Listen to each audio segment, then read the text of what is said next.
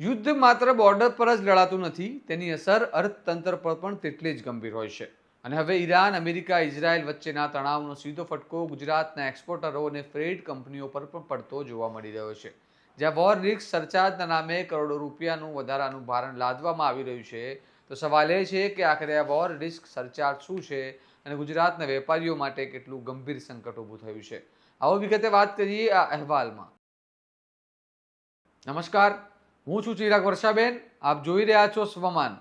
ગુજરાત પ્રદેશ કોંગ્રેસ સમિતિના પ્રવક્તા ડોક્ટર પાર્થિવ રાજસિંહ કઠવાડિયાએ આ મુદ્દે ગંભીર ચિંતા વ્યક્ત કરી છે. તેમણે જણાવ્યું કે યુદ્ધની પરિસ્થિતિનો સીધો ફટકો હવે ભારતના એક્સપોર્ટરો સેક્ટર પર પણ પડ્યો છે.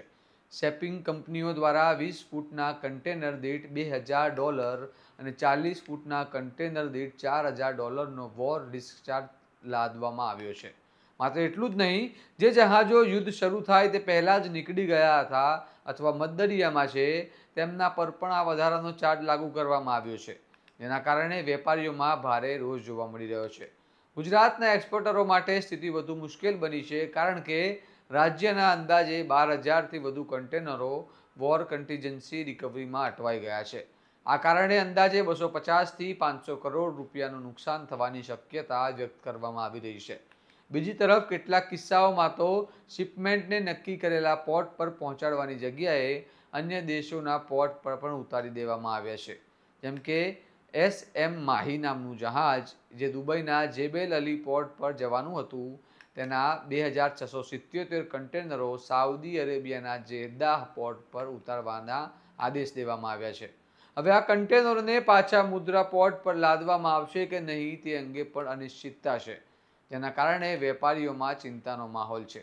અન્ય એક કિસ્સામાં ઝોંગગુ નાંગ નામનું જહાજ, જેની ક્ષમતા 4,600 કન્ટેનરોની છે, તે હજી દરિયામાં ગયા વગર જ જવાહરલાલ નહેરુ પોર્ટ પર છે, છતાં તેના પર પણ વોર રિસ્ક સરચાર્જ લાગુ કરી દેવામાં આવ્યો છે. આ પરિસ્થિતિને લઈને વેપારીઓ અને ફ્રેટ કંપનીઓ બંને દ્વિધામાં છે, કારણ કે જો એક્સપોર્ટર આ ખર્ચ ચૂકવી શકે નહીં તો તેનો બોજ કસ્ટમ હાઉસ અને એજન્ટો પર આવશે. અંદાજ મુજબ ભારતના 40થી વધુ જહાજોમાં 80,000થી વધુ કન્ટેનરો આ સંકટમાં ફસાયેલા હોઈ શકે છે.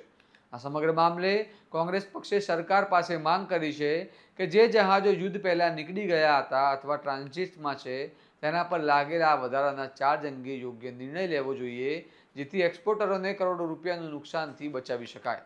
સાથે જ સંસદમાં પણ આ મુદ્દો ઉઠાવવાની તૈયારી દર્શાવવામાં આવી છે.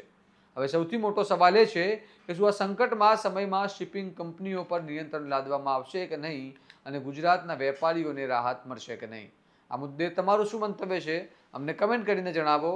અને આવા જ વિશ્લેષણાત્મક અહેવાલો માટે સ્વમાનની ચેનલને લાઇક, શેર અને સબસ્ક્રાઇબ કરવાનું ભૂલતા નહીં. નમસ્કાર.